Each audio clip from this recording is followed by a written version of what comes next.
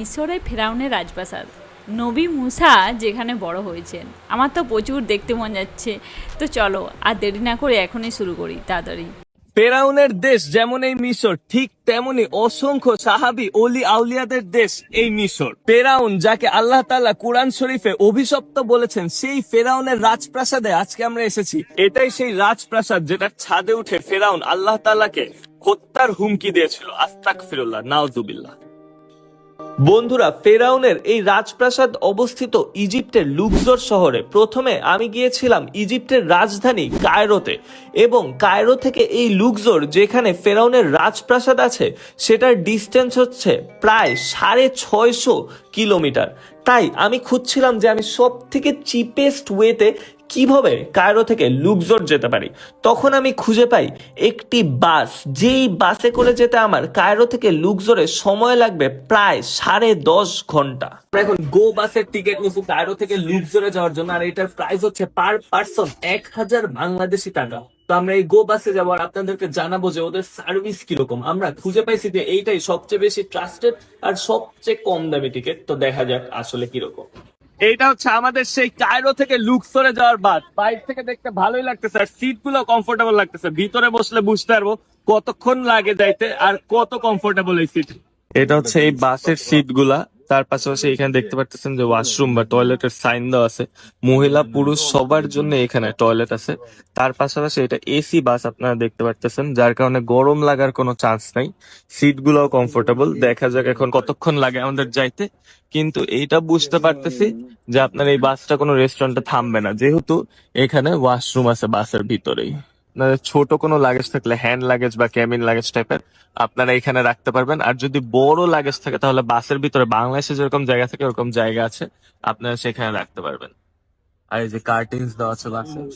বন্ধুরা, আমাদের বাসের সিট ভালোই কমফোর্টেবল ছিল, কিন্তু আমাদের সারা রাত কোনো ঘুম হয়নি, কারণ আমরা রাতের বেলা রওনা দিছি কায়রো থেকে লুক্সোরের জন্য, যেইটার ট্রাভেলিং টাইম ছিল 10.5 ঘন্টা।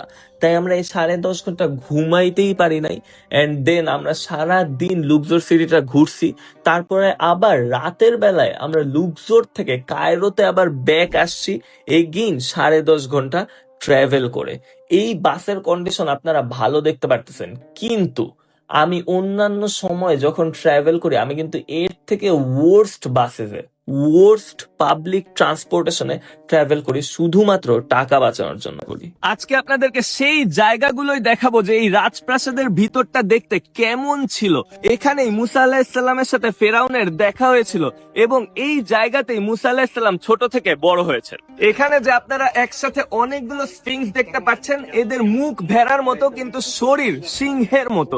আর এই স্ফিংস এর নিচে আপনারা দেখতে পারবেন যে ফেরাউনের মূর্তি আছে। এটা দিয়ে বোঝানো হয় যে এই স্ফিংসটা ফেরাউনকে প্রোটেক্ট করতেছে। আপনারা দেখতে পারবেন দ্য গ্রেট স্ফিংসও একটা সেকেন্ড বড় পিরামিডের সামনে বসানো হয়েছে। এর রিজন হচ্ছে ওই রাজাকে প্রোটেক্ট করানোর জন্য তখনকার মানুষরা এই দি গ্রেট স্ফিংস বানাইছিল। এটাই ছিল ফেরাউনের সেই রাজপথ। ফেরাউন এই রাস্তা দিয়েই হেঁটে যেত এবং দুই দিকে গার্ডসরা দাঁড়িয়ে থাকতো, এবং এই রাজপথেই ফেরাউনের যত গ্র্যান্ড পার্টি এবং ইভেন্টস ছিল সবগুলো হতো। আর একটু পরেই আমরা ফেরাউন যে নিজের মূর্তি বানায় রাখছিল নিচে, ওইখানে আপনাদেরকে নিয়ে যাব। আপনারা সেখান থেকে ফেরাউন দেখতে কেমন ছিল সেটা দেখতে পারবেন, সেই ফেরাউন যাকে নিয়ে আমাদের কোরআন শরীফে বর্ণিত আছে। বন্ধুরা, আমার পিছে আপনারা যে এই উঁচু দুইটা দেয়াল দেখতে পারতেছেন, এই দুইটা দেয়ালের কথা আমাদের কোরআন শরীফে সূরা আল কাসাসে বর্ণিত রয়েছে। এই দুইটা দেয়াল ফেরাউন বানিয়েছিল তার প্রিয় উপদেষ্টা হামানকে দিয়ে। বলা হয় যে সে নাকি হামানকে বলেছিল, আমাকে এমন উঁচু একটা জায়গা বানায় দাও যেখান থেকে আমি মুসার খোদাকে দেখতে পারবো এবং তাকে হত্যা করতে পারবো। নাউযুবিল্লাহ, আস্তাগফিরুল্লাহ। এটা 40 ফুট উঁচু দেয়াল। ফেরাউনের রাজপ্রাসাদে প্রবেশ করার সাথে সাথে আপনার এই দেয়ালটি চোখে পড়বে। আপনারা হয়তোবা জানেন সেই সময়ে এই মিশরে বনি ইসরাইল নামের একটা জাতি ছিল। এই জাতিদেরকে মিশরের যত লোকজন ছিল এবং মিশরের ফেরাউনরা অনেক অত্যাচার করত এবং এদেরকে দাস বানিয়ে রাখতো। তাদের উপরে হেদায়েতের জন্যই আল্লাহ তাআলা তখন মুসা আলাইহিস সালামকে পাঠিয়েছিলেন। আমাদের কুরআনে বর্ণিত যে ফেরাউন ছিল, সেই ফেরাউনের মূর্তি হচ্ছে এটি। এটি 4500 বছর পুরানো মূর্তি। এই ফেরাউন ছিল আসলে কিং রামসেস টু, তার মূর্তি এটি। এবং তার নিচে আপনি দেখতে পাচ্ছেন একটা ছোট মূর্তি আছে। অনেকেই বলে যে ফেরাউনের নাকি 36 জন স্ত্রী ছিল, আর তার মধ্যে তার সব থেকে প্রিয় স্ত্রী ছিল আসিয়া। আর এটা নাকি সেই আসিয়ার মূর্তি, সেই আসিয়া যে মুসা আলাহিসাল্লামকে ছোট বেলার থেকে বড় করেছেন, এবং সেই আসিয়া যিনি মুসা আলাহিসাল্লামের কথায় প্রথম ঈমান আনেন। কিন্তু এখানের মিউজিয়াম থেকে আমরা জানতে পারি যে এই ছোট মূর্তিটা আসলে ফেরাউনের কন্যা সন্তানের মূর্তি। যখন ফেরাউন এই রাজপ্রাসাদে অনুপস্থিত থাকতো, তখন সকলে এসে ফেরাউনের এই মূর্তির সামনে ফেরাউনের কাছে দোয়া চাইতো এবং তার ইবাদত করত।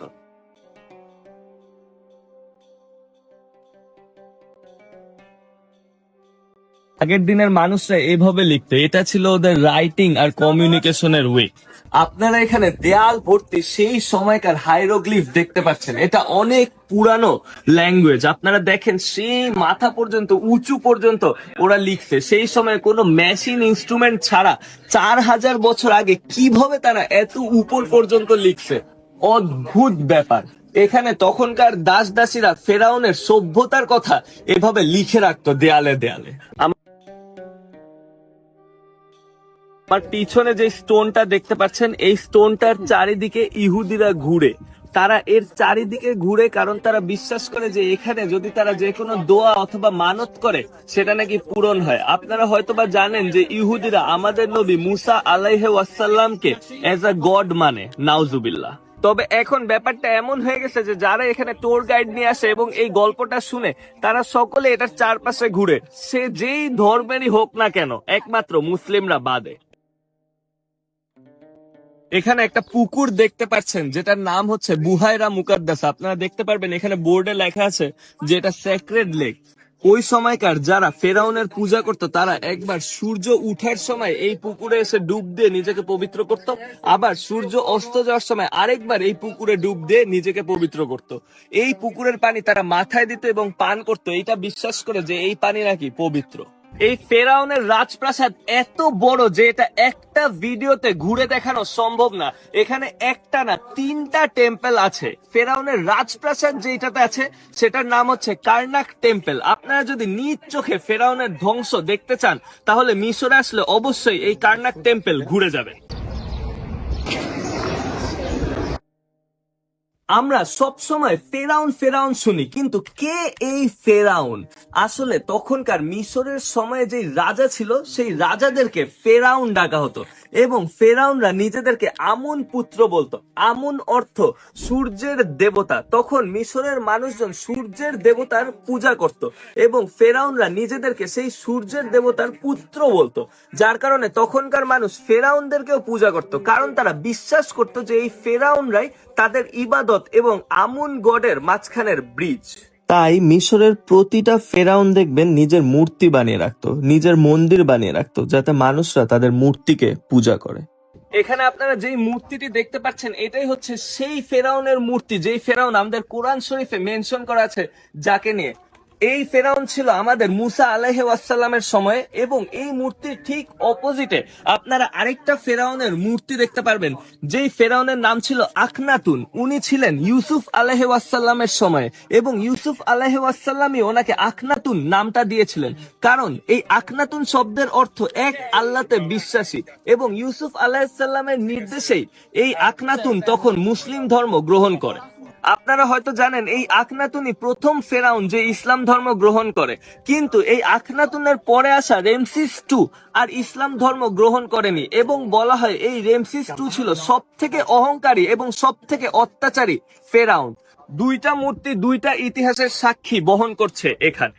এখানে আপনারা যে পিলারটি দেখতে পাচ্ছেন, এটা ফেরাউনদের গড যে আমুন রা ছিল তাকে পূজা করার জন্য বানানো হয়েছিল। এখানে আপনারা দেখবেন হাইরোগ্লিফসে অনেক কিছু লেখা আছে, যার অর্থ হলো তাদের গডকে কখন কখন ইবাদত করতে হবে গডের জন্য, সেটা লেখা আছে। তার পাশাপাশি অনেক রিলিজিয়াস সাইনও এখানে আছে। মিশরের মানুষরা তখন এগুলো দেখে বুঝতে পারতো যে কখন তাদের আমুন গডের জন্য ইবাদত করতে হবে। আপনি যদি ফ্রান্স অথবা অন্যান্য যে কোনো ইউরোপিয়ান দেশে যান, তাহলে এই টাইপের পিলার দেখতে পান। এটাই সেই ফেরাউনদের আমুন দেবতার মূর্তি, এটাকেই ফেরাউনরা পূজা করত। কিন্তু দেখুন আজকে সেই ফেরাউনও নেই, আমুন দেবতাও নেই, কিন্তু আমাদের আজান ঠিকই আছে। 200 একর জায়গা নিয়ে ফেরাউন এই প্রাসাদটি বানিয়েছিল, বিশাল জায়গা। এই জায়গাটিও আমুন দেবতাকে পূজা করার জায়গা। তখনকার মানুষজন বিশ্বাস করত যে আমুন দেবতার অনেক সন্তান রয়েছে এবং এক একটা সন্তান এক একটা জিনিসের দেবতা। কেউ চাঁদের দেবতা, কেউ আকাশের দেবতা, আর কেউ পানির দেবতা। যার কারণে আপনি এখানে দেখতে পারবেন যে অনেকগুলো দেবতার মূর্তি বানিয়ে রাখা হয়েছে। এই সবগুলোই হচ্ছে আমুনের সন্তানদের মূর্তি, যেটা ফেরাউন তখন বানিয়ে রেখেছিল। কিন্তু দেখেন সেই দেবতাদের মূর্তির এখন কি অবস্থা, সব ভেঙে চুরে একদম শেষ। কই গেল তাদের সেই দেবতা? তারা কিভাবে নিজের হাতে এই মূর্তি তৈরি করে বলতো যে এটাই হচ্ছে আমাদের দেবতা? যেখানে আল্লাহ তাআলা সব সৃষ্টির স্রষ্টা, সেখানে মানুষ নিজ হাতে দেবতা তৈরি করে বলতো যে এরাই নাকি স্রষ্টা। কি হাস্যকর বিষয় এবং একদমই ইললজিক্যাল। আর এখন দেখুন এই ফেরাউনের রাজপ্রাসাদেই একটি মসজিদ আছে, যেখানে যে আপনি নামাজ পড়তে পারবেন। এই ইজিপ্টই একমাত্র দেশ যেখানে আপনি মন্দিরের পাশেই মসজিদ দেখতে পারবেন। ফেরাউন বলেছিল আমি রব, আমি ক্রিয়েটর, আমার পূজা করো, আমাকে সেজদা করো। নাউজুবিল্লাহ। কোথায় আজকে সেই ফেরাউন, কোথায় সেই রব? অথচ তাদের যে রব, সেই রব প্রতিবার চেঞ্জ হয়েছে। তাদের এই গড সময়কালীন চেঞ্জ হয়েছে, কিন্তু আমরা শুরুর থেকে শেষ এখন পর্যন্ত শুধুমাত্র এক আল্লাহ তাআলাতে বিশ্বাস করার জন্য সকলকে দাওয়াত দিয়ে যাচ্ছি। কথাগুলো খুব সুন্দর করে বলেছেন, তার জন্য বিষয়টা খুব ভালো করে বুঝতে পারলাম। আর আমরা ইউসুফ জুলেখাতেও দেখেছিলাম যে এই আমুন দেবতাকে তারা, মানে যারা ফেরাউন ছিল তারা সবাই শ্রদ্ধা করতে বলতো। আর তারা এই যে আমাদের মানে আমরা যাকে উদ্দেশ্য করবো, আমাদের দেবতার কোনো যে রূপ নেই, দেবতাকে আসমানে ডাকা যায়, কিন্তু তখন সেটা অত্যাচারী রাজারা সমস্ত সাধারণ প্রজাদের দিকে জোর করে মানাতো এবং আমুন দেবতাকেই তারা শ্রদ্ধা করতে জানতো। আবার নিজেদেরকে কখনো কখনো তারা বলতো যে আমরা হচ্ছে ঈশ্বর, আমাদেরকে সেজদা করো। তারা প্রচুর অত্যাচার করতো সাধারণ মানুষদের উপরে, আর তারা জোর করে বিশ্বাস করাতো আমুন দেবতাকে। সেটা আমরা এই ভিডিওটার মাধ্যমেও দেখলাম, আর ইউসুফ জুলেখাতেও দেখেছিলাম। এখানে এত সুন্দর করে মানে বলছেন সমস্ত ঘটনার বিবরণ করে, সেটা খুব ভালো লাগছে। আর এই যে তারা কেমনভাবে তখন কথাবার্তা বলতো, ছবি এঁকে, তারপর তারা বিভিন্ন রকমের চিহ্ন দিয়ে, সাইন দিয়ে বোঝাতো, সেটা আমরা বুঝতে পারছি না, কিন্তু তাদের সেটাই কথোপকথনের মাধ্যম ছিল। সেটা দেখতে পেলাম। এখনও গেলে ফেরাউনের রাজপ্রাসাদ দেখতে পাবেন। মানে তারা কতটা একসময় সাধারণ মানুষদের উপরে অত্যাচার করতো, আর তারা ঈশ্বরের থেকেও নিজেদেরকে বড় মনে করতো, সেটা আমরা কিন্তু এই প্রাসাদটাও তার একটা সাক্ষী। আর কখনোই আমরা যত বড়ই হই না কেন, আমাদেরকে সবসময় ঈশ্বরের প্রতি অনুগত থাকতে হবে। তারা যে ঈশ্বরের প্রতি অনুগত থাকেননি, নিজেদেরকে ঈশ্বরের থেকেও বড় মনে করতেন, ঈশ্বরকে মানতেন না, সেটার ফল কী হয়েছিল সেটা সবাই জানেন। এখন তাদের আর কোনো অস্তিত্বই নেই। যিনি আসমানের দেবতা, তারই অস্তিত্ব আছে। আর ঈশ্বর সবসময় তিনি মানুষের মনে থাকেন, আর ঈশ্বরের ওইরকম কোনো রূপ হয় না। ঈশ্বরকে অন্তর থেকে বিশ্বাস করলেই চলে। আর আমার তো এই ভিডিওটা দেখে খুব ভালো লাগলো, পুরো ব্যাপারটা ক্লিয়ার করে বুঝতে পারলাম। আপনাদের দেখে কেমন লাগলো সেটা অবশ্যই জানাবেন কমেন্ট করে। সবাই খুব ভালো থাকবেন, সুস্থ থাকবেন, আর দেখতে থাকবেন আমাদের চ্যানেল। টাটা।